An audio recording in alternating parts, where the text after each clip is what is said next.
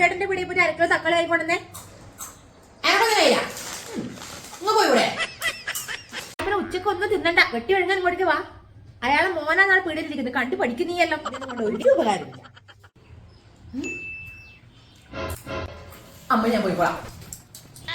ആ പോയിട്ട് വാ.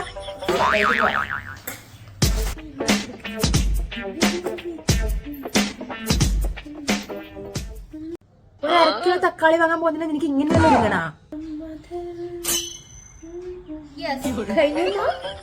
എന്നാ ഈ സഞ്ചി എടുത്തോ. 10 മുട്ടയും കൂടി വാങ്ങണം.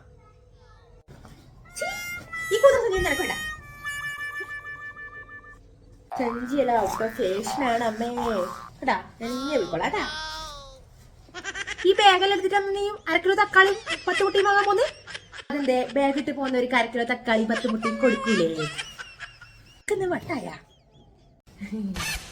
ബൈ മാ. പോക്കെല്ലാം കണ്ടാത്തൊന്നും കോളേജിൽ ടൂറിന് മതിയാന്ന്. ഗോപിയേട്ടന്റെ